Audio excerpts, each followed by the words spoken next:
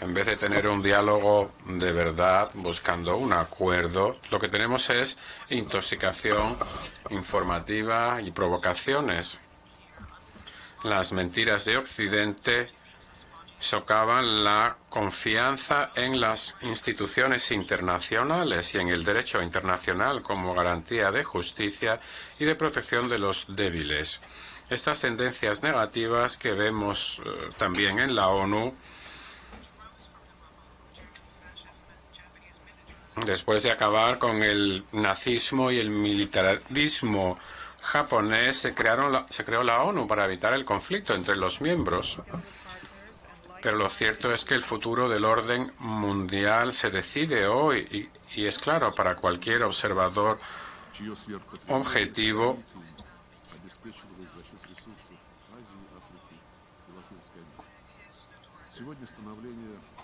Si estamos buscando el beneficio hegemónico o más bien la democracia y la justicia sin chantajes y sin meter miedo a través del neonazismo y el neocolonialismo. Junto con otros países pedimos a todos que opten por la vía de las soluciones. Se acaba el modelo unipolar del mundo que servía los intereses de unos pocos. Su consumo excesivo viene de los recursos de Asia, de África y de otros continentes. Los pueblos ahora quieren defender sus intereses con una nueva arquitectura multipolar. Pero estos procesos, Washington los ve, como digo, Washington y sus súbditos como una amenaza. Estados Unidos y sus aliados quieren poner fin a la marcha de la historia. Declararon que habían ganado la Guerra Fría y se erigieron en los enviados de Dios sobre la tierra, como si no tuvieran obligaciones, solo el derecho sagrado a actuar con total impunidad contra cualquier Estado, siempre que se atrevan a desafiar a estos países. Recordamos las guerras de agresión en Yugoslavia, en Irak, en Libia, que han causado cientos de miles de muertos. Se veían afectados los intereses de estos países allí. Se ha prohibido su cultura en los medios de comunicación, su idioma. Se declaró que los anglosajones eran inhumanos. ¿Por qué intervinieron en estas aventuras, por ejemplo, en Oriente Medio? ¿Ha mejorado la situación de derechos humanos? ¿Es mejor el Estado de Derecho? ¿La situación socioeconómica se ha estabilizado? ¿Vive la gente mejor? Díganme ustedes un país en los que ha intervenido Estados Unidos, en los que haya mejorado la vida.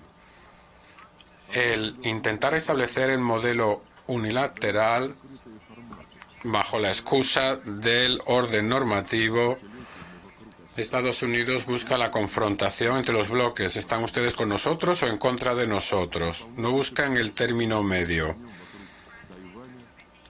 Quieren extender la OTAN hacia el este, hacia las fronteras de Rusia.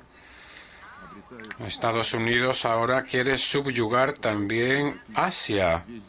En la cumbre de junio de la OTAN en Madrid, esta alianza supuestamente defensiva hablaba de la seguridad indoatlántica y del Pacífico. En esta estrategia se han creado formatos que socavan, por ejemplo, los resultados de trabajo de ASEAN en su arquitectura abierta regional. Están jugando con fuego también en Taiwán. Están prometiendo apoyo a Taiwán. Está claro que la doctrina Monroe vuelve a ser global. Washington intenta convertir a todo el mundo en su propio patio trasero. Y para ello requieren a sanciones unilaterales ilícitas desde hace años en violación de la Carta como herramienta de chantaje político. Su cinismo es patente porque estas restricciones afectan a los civiles, les impiden el acceso a los bienes básicos, medicamentos, vacunas, alimentos. Un ejemplo clarísimo lo tenemos en el bloqueo de Cuba desde hace más de 60 años. La Asamblea desde hace muchísimo tiempo ha pedido que se levante inmediatamente este embargo. El secretario general, que tiene que aplicar las decisiones de la Asamblea, tiene que prestar atención a esta cuestión. El secretario general tiene un papel clave en la movilización contra la crisis energética y alimentaria por la emisión incontrolada de dinero de Estados Unidos y de la Unión Europea durante la pandemia. Esta irresponsabilidad también se aplica al mercado de hidrocarburos en la Unión Europea. Washington y Bruselas han empeorado la situación al lanzar una guerra económica contra Rusia. Por ello ha aumentado el precio de los alimentos, del petróleo, de los fertilizantes. Damos las gracias al secretario general por su apoyo al acuerdo de Estambul el 24 de junio, pero tiene que aplicarse. Hasta ahora los barcos con grano ucraniano no van a los países más pobres, como hemos podido constatar. Por otra parte, los impedimentos de Estados Unidos y de la Unión Europea a nivel financiero logístico contra nuestras exportaciones de grano y fertilizantes no se han levantado. Desde hace semanas llevamos diciendo que tenemos 300.000 toneladas de fertilizantes en los puertos europeos. Hemos propuesto que se envíen gratuitamente a los países que lo necesitan en África, pero la Unión Europea no quiere. La rusofobia de Occidente no tiene precedentes, es grotesca. Declaran sus intenciones de militarmente a nuestro país, de destruirla, de fragmentarla. Lo que quieren hacer es quitar a Rusia del mapa, una entidad geopolítica que es demasiado independiente para ellos, que ha hecho a Rusia en las últimas décadas, qué violaciones ha cometido.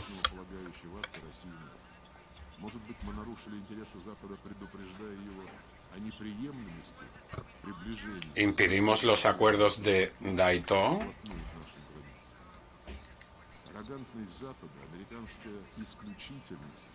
Hemos apoyado la reunificación de Alemania sin precondiciones. Dijimos que retiraríamos a nuestros militares de Europa, de Latinoamérica. Reconocimos la independencia de las exrepúblicas soviéticas. Creímos en las promesas de los líderes occidentales de no ampliar la OTAN en Europa del Este.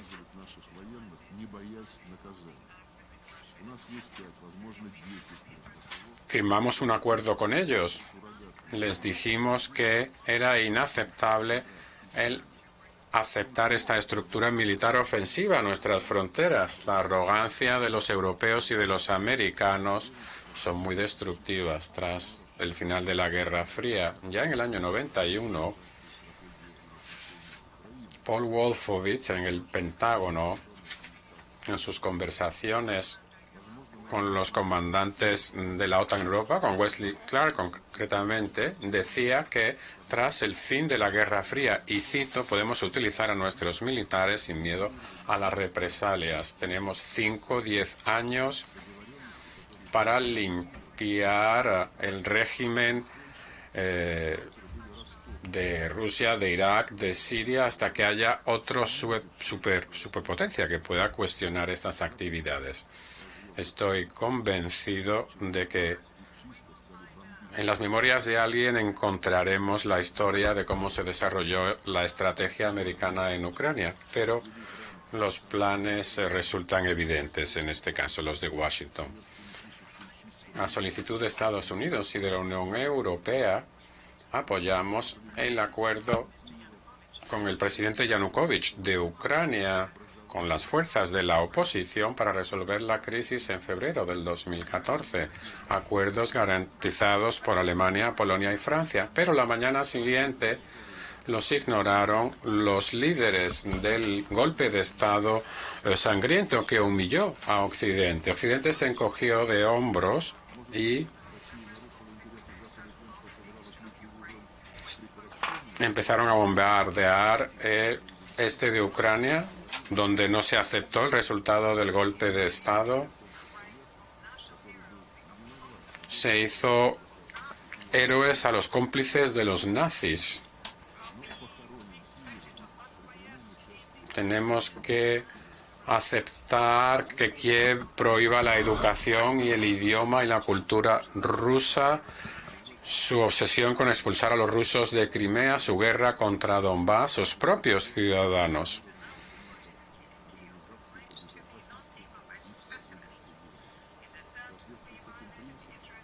Hemos violado nosotros los intereses de Occidente, quizás por nuestro papel en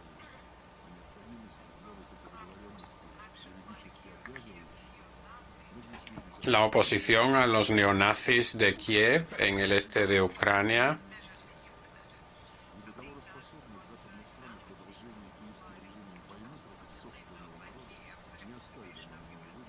Kiev, con el apoyo de Estados Unidos y de la Unión Europea, ha ignorado las disposiciones del Consejo. Desde hace años hemos hecho propuestas de seguridad en Europa sobre la premisa de los documentos de la OSCE, según los cuales nadie debe reforzar su seguridad a expensas de los otros. Se hizo la propuesta de que estos acuerdos fueran vinculantes, lo dijimos en 2021, pero la redacción de Occidente fue simplemente un rechazo arrogante, como siempre. La incapacidad de Occidente para negociar y la guerra de Kiev contra su propio pueblo no nos dejó otra opción que reconocer la independencia de estas regiones y empezar una operación especial para proteger a estas regiones y evitar la amenaza contra nuestra seguridad creada por la OTAN en Ucrania, en nuestras fronteras. La operación cumple, pues, los acuerdos de asistencia mutua entre nosotros y estas repúblicas y en virtud del artículo 51 de la Carta. Estoy convencido de que cualquier Estado soberano haría lo mismo en nuestro lugar si comprende sus responsabilidades con su propio pueblo. El Occidente ahora le ha dado un patatús por el referéndum que se celebra en estas regiones de Ucrania, pero los que viven allí simplemente están reaccionando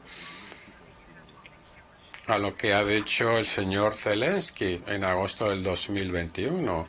En su momento dijo: los que se sientan rusos en beneficio de sus hijos y de sus nietos salgan del país y váyanse a Rusia. Y eso es lo que han hecho los habitantes de estas regiones y se han llevado su tierra con ellos, la tierra de sus ancestros desde hace siglos. Cualquier observador imparcial puede ver claramente que los anglosajones que han subyugado Europa, para ellos los ucranianos es simplemente carne de cañón. La OTAN ha declarado que nuestro país es una amenaza inmediata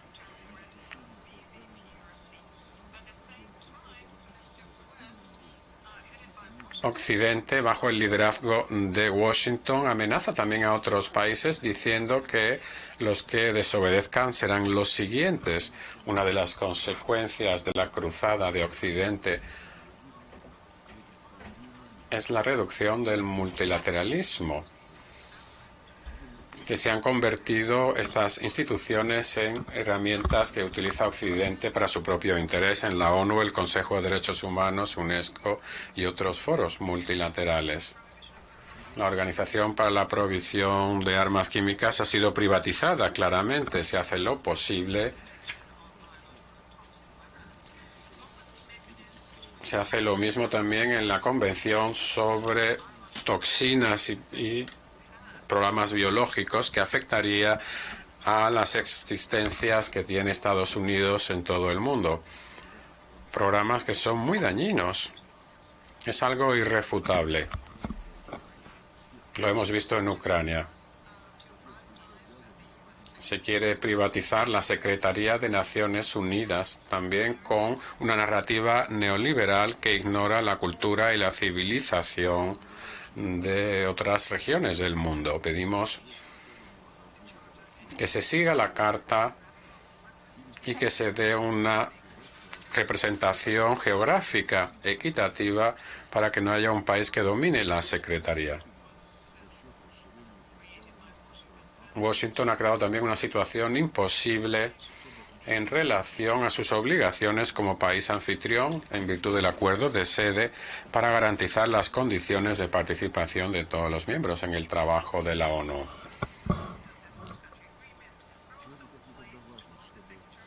El secretario general también tiene estas obligaciones. Su inactividad es inaceptable. Otros países quieren también socavar las prerrogativas del Consejo de Seguridad.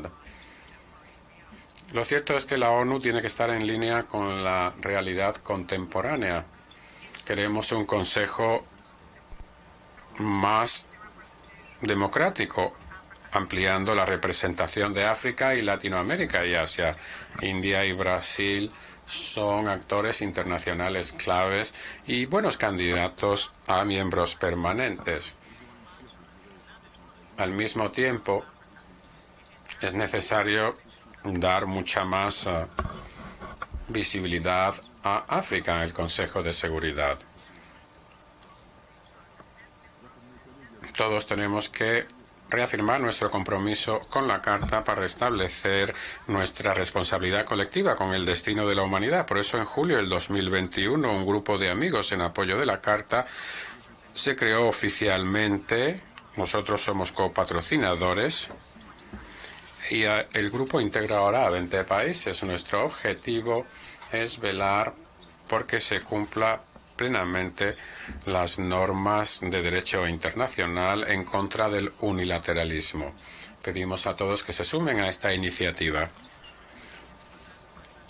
Esta organización tiene mucho potencial, así como el movimiento no alineado y otros. Los colegas occidentales son muy agresivos a la hora de imponer su visión de la democracia para organizarle la vida a todos los países.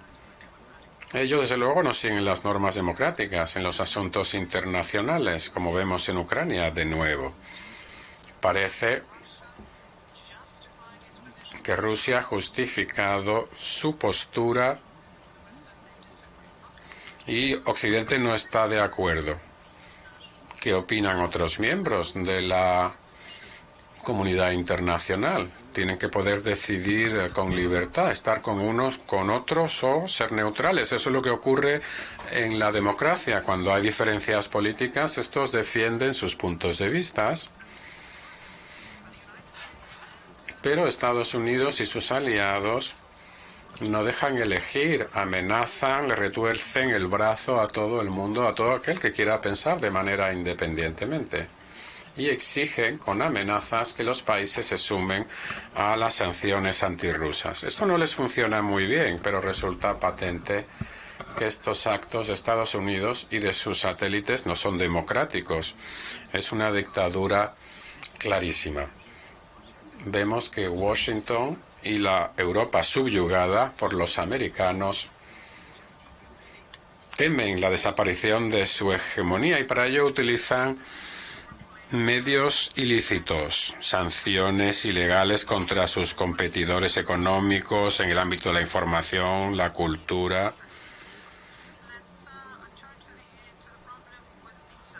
¿Qué ocurre, por ejemplo, con los visados para los delegados en reuniones en Ginebra, París, Nueva York? Ahí claramente se quiere evitar la competencia para que no haya puntos de vista alternativos en los debates multilaterales. Estoy convencido de que tenemos que proteger a la ONU y evitar la confrontación. y devolver la reputación a la ONU como plataforma de búsqueda de soluciones para todos los Estados miembros. Esta es nuestra perspectiva en nuestras iniciativas. Es fundamental prohibir el uso de armas en el espacio. Por ello, Rusia y China quieren redactar un tratado a examinar en la conferencia de desarme. Es importante también proteger el ciberespacio y el trabajo que realiza el grupo de la Asamblea General al respecto para proteger la seguridad internacional, utilizando el comité correspondiente que se ocupa de la lucha contra el uso criminal de las TICs con fines terroristas. Seguimos apoyando la lucha antiterrorista y a las entidades antiterroristas de la ONU y seguiremos desarrollando nuestra relación con la ONU, la Organización de Seguridad, la Comunidad de Estados Independientes, para dar más visibilidad a la colaboración con Eurasia. Queremos también superar los conflictos regionales y pensamos que la prioridad aquí es superar el estancamiento en la creación de un Estado palestino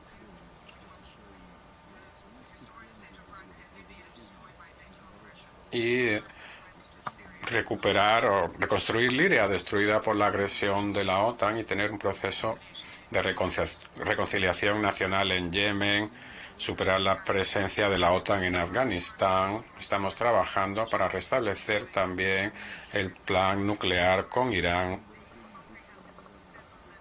para resolver igualmente también el problema de la península de Corea. La compleja situación de África requiere rechazar la tentación de los juegos de suma cero.